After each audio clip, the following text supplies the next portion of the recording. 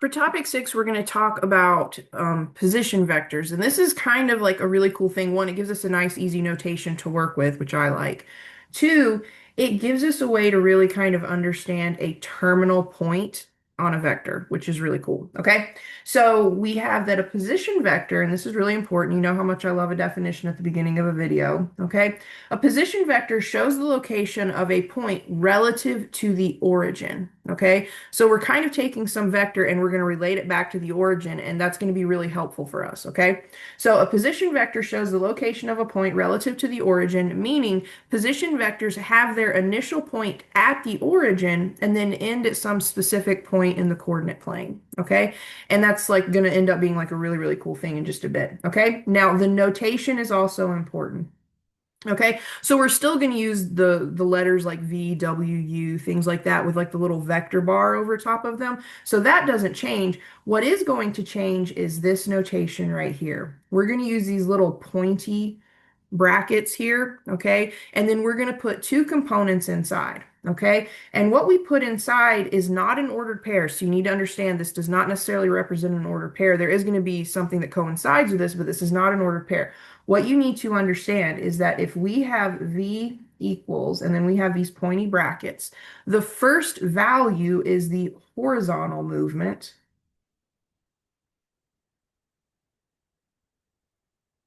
and the second value is the vertical movement. Okay. So if you remember earlier, let me see if I can scroll back. I've deleted everything, but let me scroll back. So like right here.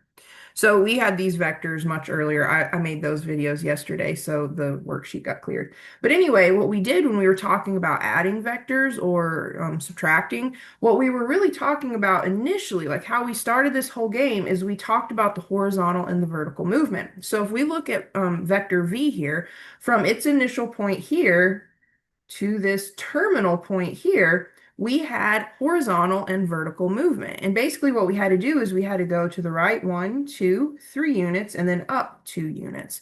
So we had horizontal movement of 3 units and we had vertical movement of 2 units. Okay, so what we're going to have now is we're going to have a situation where we're going to have that horizontal movement and then that vertical movement. Okay, so it's just a way to kind of give value to these vectors a little bit.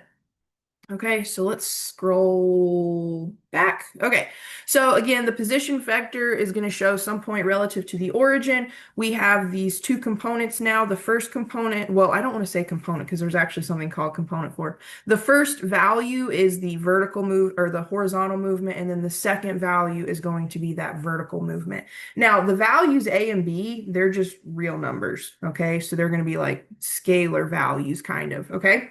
And then A and B are considered the components of the vector. Just be really careful because in a bit we're going to talk about component form of a vector, and it's a little bit different than this. This is very specifically the position vector, okay? Now, a vector must start at the origin. For this to be true, the vector has to start at the origin. A, again, we know describes the horizontal movement, so A is horizontal. And then B represents the vertical movement on the plane. And then what's really nice about this is when we have a position vector, the terminal point is going to coincide with those A, B values. Okay. Now the terminal point, we're talking a regular ordered pair, which is different than this position form, the position form of the vector with the little pointy brackets. Those values just happen to coincide only if your vector starts at the origin. Okay. So if we had V equals 5, -1, okay, we could draw something like that. We would have to start at the origin. Let me go to black ink. So we would have to start at the origin, but then I could go to the right 1, 2, 3, 4, 5, because that's my horizontal movement. And then I could go vertically down 1. So this would be my vector. And this terminal point coincides with the ordered pair 5, -1. Okay, so just kind of understand the difference between the actual position form of the vector and then this ordered pair, which happens to coincide with that terminal point as long as your vector starts at the origin. Okay, so let's go ahead and play around with this idea here. For example 6, it says find the position vector for the following vectors, v and w. So Part A is V, part B is W. Okay. So for part A, it says find vector V if the initial point P1 equals 3 comma negative 1 and the terminal point is P2 equals, shoot, let me start over. That was just a mouthful and I bungled it completely. So first of all, the directions say find the position vector. Okay. So we're told to find Victor. We're told, and I'm too far in, I'm not starting over. We're told to find vector V if the initial point P1 is 3 comma negative 1 and the terminal point P2 is 6 comma 3. That took me 47 years to get that spit out. Okay, so let's plot these points. Let's start with P1. So P1 is just the ordered pair 3 negative 1. So from the origin, I'm going to go to the right 1, 2, 3, and then I'm going to go down 1. This is the point P1, which is 3 negative 1. Now my terminal point is 6, 3. So from the origin, I'm going to go to the right 6. I'm going to go up 1, 2, 3. This is P2, which is 6, comma 3. Let me fix my 6. It looks kind of stupid. Okay. So what we have essentially created is a vector. Okay. Now what we want to do is we want to find the position vector. So we want to relate this back to the origin. So let's think about what kind of movements we did to get this vector. To go from the initial point to the terminal point, what was our movement? Okay. So let's do a different color here. Let's do red. It pops nicely. So for my horizontal movement from my initial point to my terminal point, I had to go to the right 1, 2, 3. And then I had to go vertically 1, 2, 3, 4. So I went to the right 3. I went up 4. Now let's do that exact same thing, but starting at the origin. Okay, so if I were to start at the origin, this is my initial point. I'm going to go to the right 1, 2, 3. And then I'm going to go up 1, 2, 3, 4. That would be my terminal point, which is the point 3, 4. And now this is the same vector just at the origin. Okay, remember vectors have a specific magnitude and direction. This has the same magnitude, the same direction. We've just scooted it over to the origin. And it took me 67 years to say this problem out, so I'm not going to repeat it, but you understand the point. If you're given 2 points, use those 2 points, you can create some vector, and then we just want to scoot it over to the origin. We want to find that position vector. Okay, so we would now be able to say, okay, V equals, our horizontal movement was 3.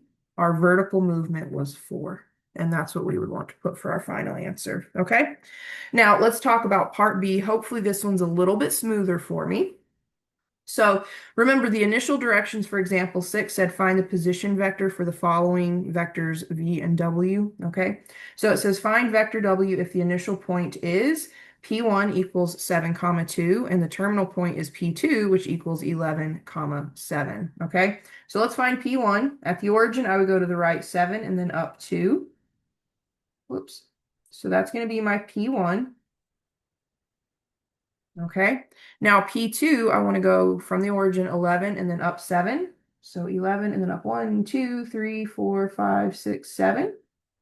All right, so that's P2 equals 11, 7. So let's talk about the movements here. And again, we can do, whoops, we can do this in a different color that's going to pop a little bit more. Now, you all have seen how I dress. Like, I don't dress real flashy or anything. Jeans, t-shirts, and hoodies. Well, years ago, I got this pair of shoes, and they were kind of a pink color. And then I had this other pair that was like kind of a gray color. And I asked my niece, who was very girly, I was like, which pair of shoes should I wear? And she's like, you should definitely wear the pink. You need a pop of color. And I was like, whoa. So when I said we need a pop of color here, I thought about that. Anyway, I digress. So let's use the blue color this time for a little pop of color. Okay, so I go from my initial point here, P1, I go to the right 1, 2, 3, and then 4. And then I go up vertically 1, 2, 3, 4, 5. So I went to the right 4. I went up 5. So let's mimic that, but just from the origin. Okay, so from the origin, my initial point is the origin. I'm going to go to the right 1, 2, 3, 4. And then I'm going to go up 1, 2, 3, 4, 5. That's going to be my new terminal point.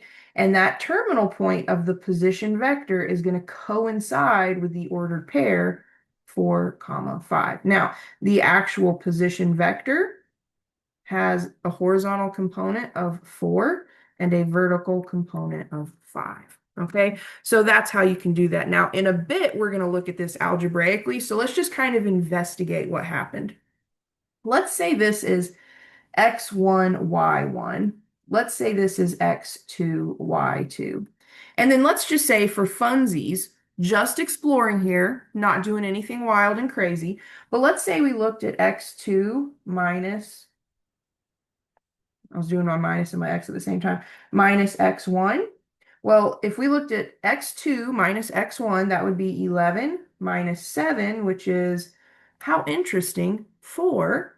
And then let's look at y2 minus y1. Well, y2 was 7 and y1 was 2, so 7 minus 2 is 5. My goodness, if we take the difference in our x's and if we take the difference in our y's, we get our horizontal movement and our vertical movement, okay? And that really does become our algebraic way to find a position vector. Okay, so that was example 6 with 2 pops of color. Okay, so we've got a theorem here. This just gives us an algebraic way to find the position vector. So without having to like plot or draw our vectors, we can come up with this algebraically. So the position vector theorem, okay? The position vector theorem says, suppose V has an initial point at P1 equals x1, y1, not necessarily the origin, and a terminal point P2 equals x2, y2.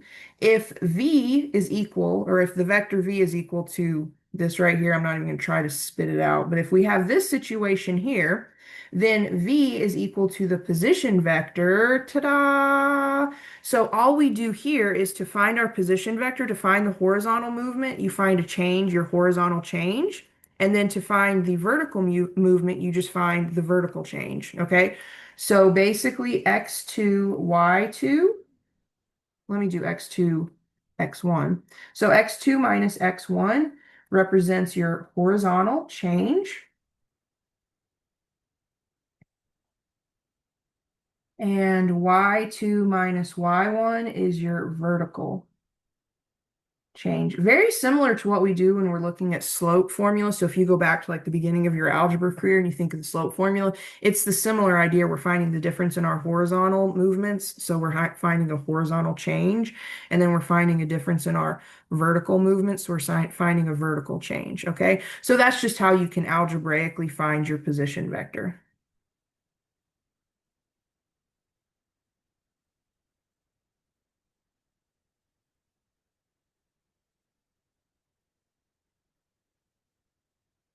Okay, now equality of vectors. We can say that two vectors are equal if their horizontal components and their vertical components are equal. And that should make sense. If they have the same vertical movement and the same horizontal movement, they're basically the same exact vector. Because remember, a vector has length and direction. So if those two components are the same, then we're going to have the same magnitude because we're going to create basically the same right triangle. So they're going to have the same length, the same direction. Okay.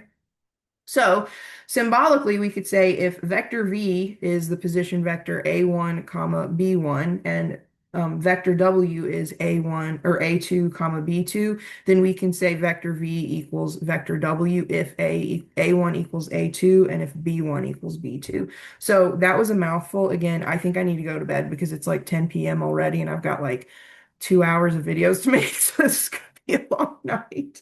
Okay. All right, so let's look at these two. So example 7 says determine if the following vectors are equal. Okay, well that's easy enough. So for part A, we have vector v. Well, we're given the position vector 4, comma, negative 2. Then we're given vector w. We're told, oh man, I've got a typo here. Pretend that typo's not there. We're going to fix it real quick, y'all. I went one too far. There we go. There we go. We're going to fix it right up.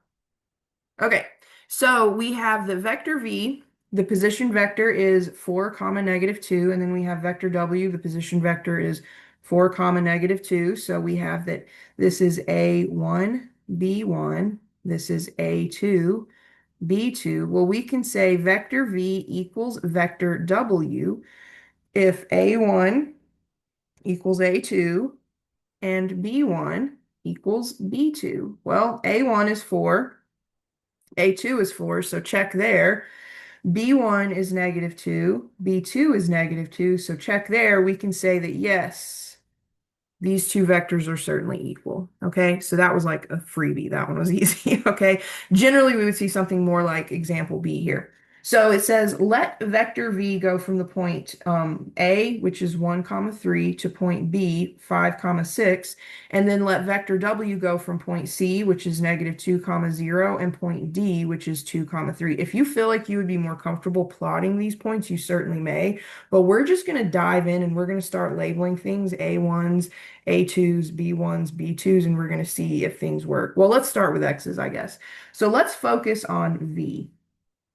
Okay, now we know V goes from the points A, which is 1 comma 3, to B, which is 5 comma 6. So for now, let's label things X's and Y's. So this is X1, Y1. This is X2, Y2.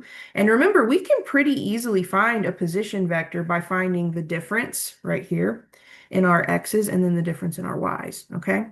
So we could say, well, x2 minus x1 is 5 minus 1, which is 4. We can say that y2 minus y1 is 6 minus 3, which is 3. So v is really the position vector for 3. Okay? Now let's do the same thing for w. So W we're saying goes from point C, which is negative 2, 0, to point D, which is 2 comma 3. For now, let's call these X1, Y1, X2, Y2. Now, if we can find the difference in our X's, that's going to become our horizontal movement. So X2 minus X1 is 2 minus negative 2. Be very careful there. 2 minus negative 2, which is 4. And then if we take y2 minus y1, that's 3 minus 0, which is 3. So we have our horizontal movement, we have our vertical movement, so we have a position vector, which would be 4 comma 3. And if your position vectors are the same, then your vectors are the same. So we have, I'm going to do this in blue, we have A1, B1, A2, B2. We can now say that A1 definitely equals A2. We have 4 equals 4. We can say that B1, I guess I got a little aggressive there, B1 equals B2 because B1 is 3, B2 is 3. So we can officially and confidently say, yepers, these two vectors are equal. Okay, so that's it. Just make sure you understand like kind of what a position vector is. So like understand what it is. It's just a way to represent our horizontal and our vertical movement. So it kind of gives us a numerical way to envision these vectors without having to always draw them.